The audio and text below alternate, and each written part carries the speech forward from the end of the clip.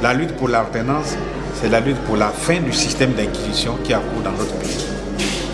Dernière question, Président. Vous dites la lutte pour l'alternance. Les choses vont tellement vite et probablement dans les jours à venir, on risque d'annoncer le référendum.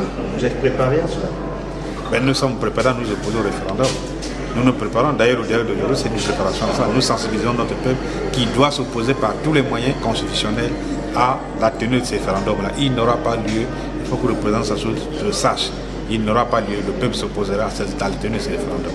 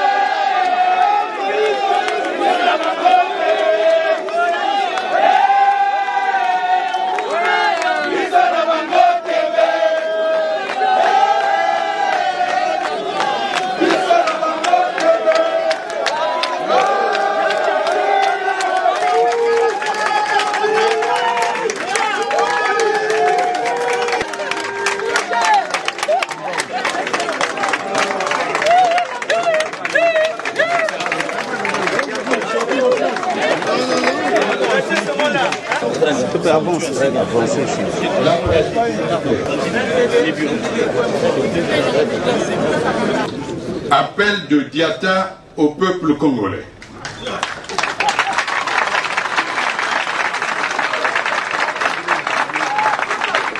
La Constitution du 20 janvier 2002, en son préambule, condamne le coup d'État, l'exercice tyrannique du pouvoir et l'usage de la violence politique sous toutes ses formes comme moyen d'accession au pouvoir ou de sa conservation.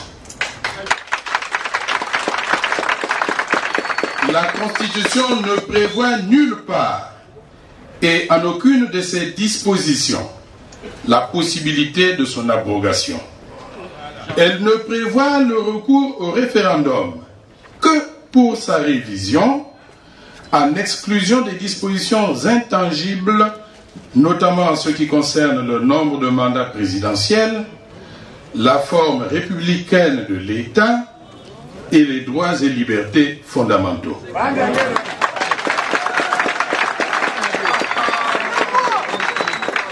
Nous participons au dialogue national alternatif. 1. Considérons que le changement de la Constitution du 20 janvier 2002 est un coup d'État. L'interprétation de la dite Constitution étant sans ambiguïté s'agissant des mécanismes de sa révision. 2. Considérons comme injustifiable l'attitude du président de la République faisant la sourde oreille à la voix de la raison en attisant par lui-même et son parti les flammes destructrices de notre vivre ensemble.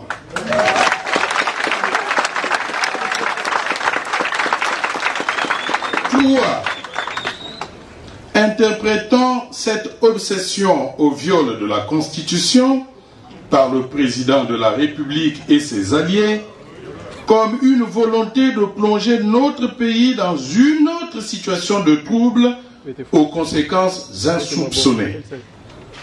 4. Rappelons que l'article 26 de la Charte des droits et libertés, adoptée à la Conférence nationale souveraine le 29 mai 1991, qui est considérée comme partie intégrante de la Constitution du 20 janvier 2002, indique notamment que tout citoyen congolais a le droit de résister à toute forme de dictature ou de pression.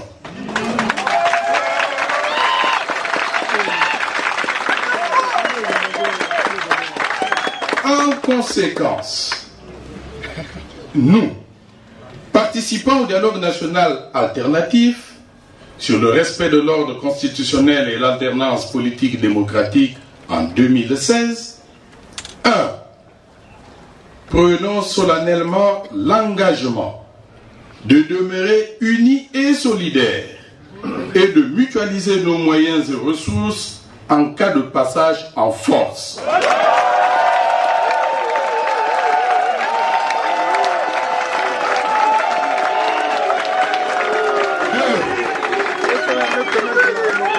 Informant l'opinion nationale et internationale que la résistance à l'oppression est un droit naturel dont l'usage ne nécessite aucun protocole.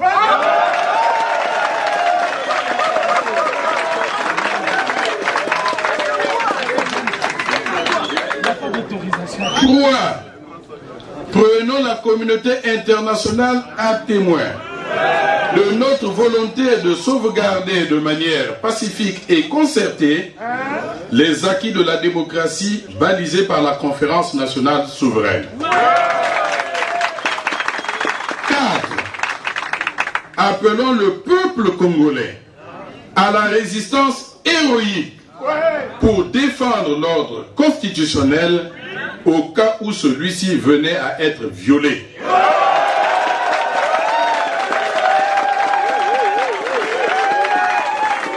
Fête à Brazzaville, le 29 juillet 2015, le dialogue national alternatif.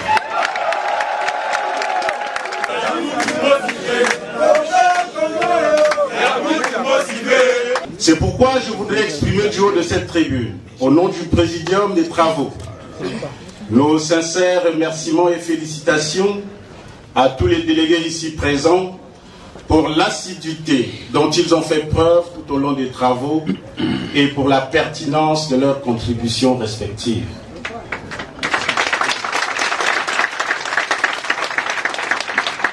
Nos remerciements vont également droit au premier secrétaire de l'UPADES qui a bien voulu accepter de nous offrir le siège de son parti pour tenir ses assises.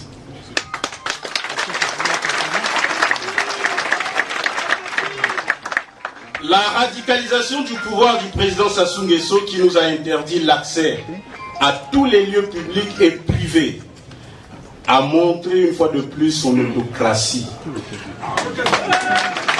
Enfin, je ne voudrais pas clore ce registre sans rendre hommage à tous ces héros qui ont opéré dans l'ombre pour permettre la réussite de ce dialogue. Et je pense à notre service d'ordre qui a courageusement fait son travail, ainsi qu'au secrétariat technique qui a préparé les documents que nous venons d'adopter. Distingués délégués, mesdames, messieurs, si le dialogue national alternatif s'est tenu, c'est parce que Sibiti a échoué.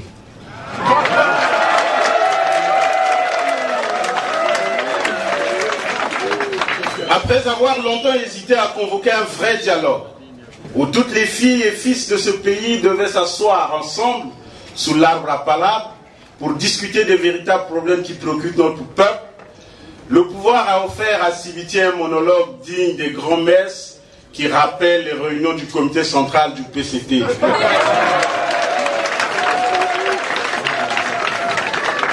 De par le profil et la nature des participants triés sur le volet, soumis à un apartheid idéologique et les résultats décevants auxquels il est parvenu, Sibiti a été un nouveau rendez-vous manqué. C'est pourquoi le dialogue alternatif n'est pas un Sibiti bis, mais l'antithèse de Sibiti parce qu'il rassemble les filles et fils issus d'horizons politiques et géographiques divers, de sensibilités différentes et de camps politiques parfois antagoniques. Ici, il s'agit donc d'un dialogue transversal.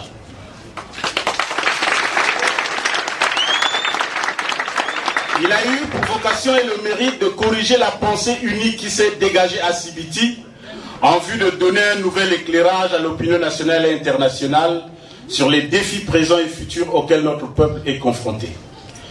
Deux thèmes majeurs ont été soumis à votre examen: la gouvernance électorale et le respect de l'ordre constitutionnel. La gouvernance électorale a toujours été au cœur de nos préoccupations, depuis que le président Denis Sassou Nguesso est revenu au pouvoir par les armes en 1997. Après avoir transformé la victoire militaire en victoire politique, il a fini par mettre en place un système sophistiqué pour la tricherie et la fraude qui s'est perfectionné d'année en année au point où les élections étaient devenues une simple formalité. Les résultats étaient connus d'avance avant même le dépouillement des bulletins de vote. Nous avions dénoncé à plusieurs reprises ce système inique qui profanait notre jeune démocratie. Des initiatives fortes et diverses ont été entreprises allant jusqu'au boycott des élections pour réclamer la mise en place de la Commission nationale électorale véritablement indépendante. Le peuple congolais n'a pas été dupe et a compris la justesse et le sens de nos préoccupations. C'est pourquoi le taux de participation avait commencé à chuter d'élection en élection pour atteindre un niveau record de 10% lors du dernier scrutin. C'était déjà des messages forts adressés au pouvoir de Sassou Nguesso pour l'amener à changer d'attitude. Mais hélas, la réponse était le chien à boire, la caravane passe. Aveuglés par le pouvoir, les dignitaires du PCT oublient que le chien ne sait pas seulement aboyer, mais il sait aussi mordre, surtout quand il est en colère.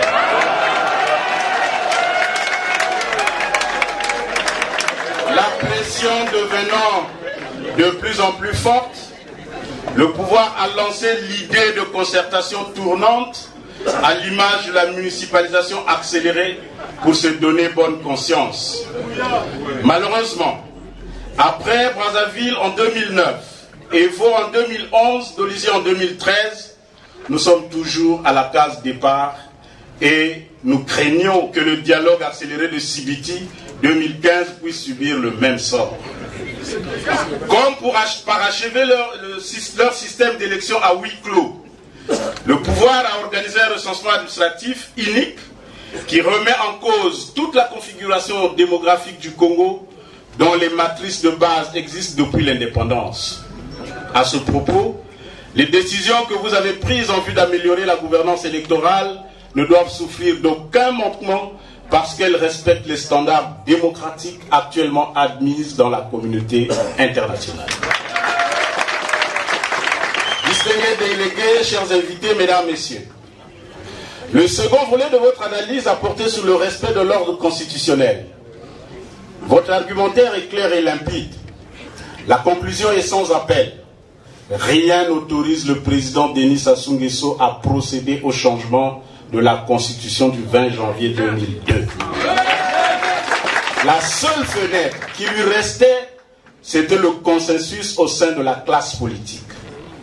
Malgré les déclarations malveillantes et intempestives de Sibiti, le dialogue alternatif de Brazzaville vient de confirmer à la face du monde qu'il n'y a pas de consensus sur le changement de la Constitution.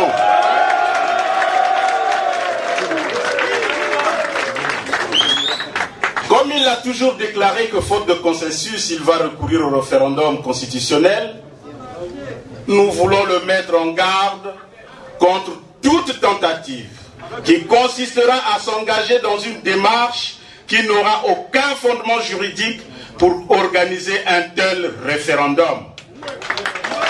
Tout ce qui lui reste à faire, c'est un coup d'État constitutionnel pour rééditer son exploit d'avoir déjà réussi à changer 8 constitutions pendant les 32 ans de son triste règne. Aucune constitution au monde n'a prévu les mécanismes de sa propre destruction. Il n'y a donc pas de vide juridique à ce sujet. Tout ce que le président Sassou Nguesso reste à faire, c'est de respecter la loi, parce que la loi, c'est la loi. Elle est au-dessus de tous les citoyens, y compris du président de la République. Les comportements guevaristes tendant à faire prévaloir la volonté de puissance relèvent d'un autre âge. L'histoire nous enseigne qu'à force de procéder à des manipulations génétiques incontrôlées, on finit par enfanter des monstres. Effectivement, Il y a trop de monstres dans notre pays. Et le peuple avait décidé en disant plus jamais ça. Nous pensons que c'est notre devoir de respecter et de faire respecter ce serment. Distingués délégués, mesdames, mesdemoiselles, messieurs, au cours de ce dialogue, nous avons pris des décisions importantes sous forme de recommandations et nous avons lancé un appel solennel à la résistance au peuple congolais. Il s'agit donc pour nous de faire triompher ces engagements parce que l'enjeu est de taille. Il est question de défendre la démocratie et la République. Depuis le siège de l'Union africaine à Addis Abeba, le président américain Barack Obama, s'adressant aux fonctionnaires de cette institution, s'est exprimé en ces termes, je cite: « La démocratie en Afrique est menacée par les présidents qui refusent de quitter le pouvoir. » Fin de citation. Il poursuit en disant: « L'Union africaine doit pousser les présidents africains à respecter la fin de leur mandat et leur constitution. » Fin de citation.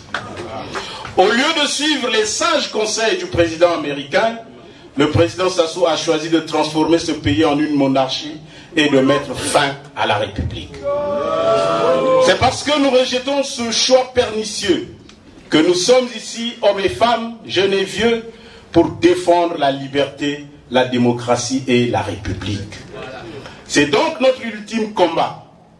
Il n'y en a pas d'autre qui soit au-dessus de celui que nous menons présentement pour défendre la patrie. C'est le message que vous devez porter à tous nos compatriotes. Le peuple congolais, dont l'histoire nous enseigne de grands actes d'héroïsme et de bravoure, a toujours réussi à terrasser l'oppression, la dictature et la tyrannie, car toutes les dictatures du monde, même les plus féroces, ont terminé dans la décadence. Tout en vous souhaitant bon retour dans vos foyers respectifs, je déclare clos les travaux du dialogue national alternatif. Je vous remercie. Et notre Congo resplendit, une longue nuit s'achève, un grand bonheur a surgi. Chantons tous avec ivresse le chant de la liberté. Congolais debout fièrement partout, proclamons l'union de notre nation.